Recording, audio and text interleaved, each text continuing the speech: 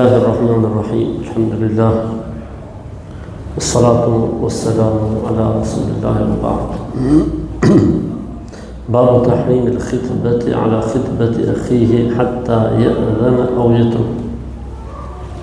Ndalohet ndërhyjet në ndonjë rast nëse marrin vesh që është mohabet fejese, derisa ta lej ai ose të lejojë. Pra nëse dikush është në një mohabet, ta akoma nuk është ndasë mohabet, nuk e lejon dikuj tjetër që të futet në këtë mohabet. As në gjinia mashkullore, po as në gjinia femërore. Pra është mohabet për i kocë, nuk bën që të futet dikush tjetër derisa të mbyllet ai mohabet. Ose është dikush me një temë mohabet me i çunë, nuk bën që të futet një rast tjetër derisa të mbyllet këtë mohabet në këtë çunë. Pra vlen për të dyja krahat. عن عبد الله بن عمر رضي الله عنهما كان يقول نهى النبي صلى الله عليه وسلم أن يبيع بعضكم على بيع بعض ولا يخطب الرجل على خطبة أخيه حتى يترك الخطيب قبله أو يأذن له الخطيب. Abdullah ibn Umar radhiyallahu anhu tregonte se i dërguari i Allahut sallallahu alaihi wasallam ndalonte që njeriu të ndërhynte në tregtinë e tjetrit.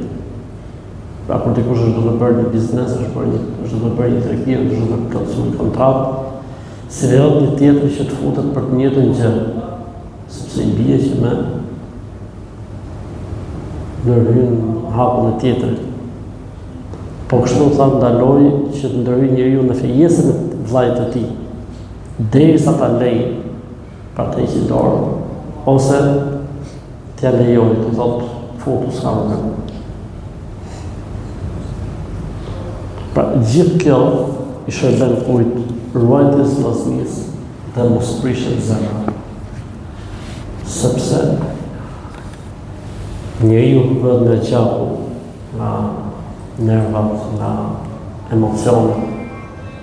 Dhe normalisht të morësh vesh që dikush të shfut në muhabet, të thotë se si përshtaton hajrin, tek si përshtaton të mirën, ose futet për xhelozi, ose në më thonë fillon të punon shejtani. Atëherë për t'ja prerë rrugën shejtanit, prit. Po kështu dhe për tregti, po kështu dhe për situata të tjera. Prit mbaroj tjetrin.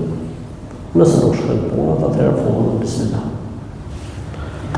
E gjithë kjo për të ruajtur vllaznin dhe për mos leju që zemrat të ndjehen keq apo futet shejtani të punojë dhe të shkatrojë unitetin.